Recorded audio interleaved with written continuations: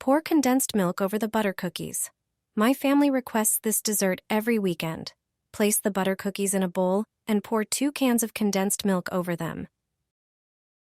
Mix well to ensure all the cookies are coated in milk. At this stage, crumble the cookies into smaller pieces. Then transfer the mixture to a pot, set it on low heat, and start warming it up. While stirring continuously, add 100 grams of powdered milk and 50 grams of butter. As the dessert heats up, it will thicken more and more. Remember to keep stirring. When the mixture becomes firm, transfer it to a dish lined with parchment paper. Allow it to cool. Then place it in the fridge for a few hours. After chilling, remove the dessert from the container and take off the parchment paper. Garnish with fresh raspberries. Cut into pieces and enjoy.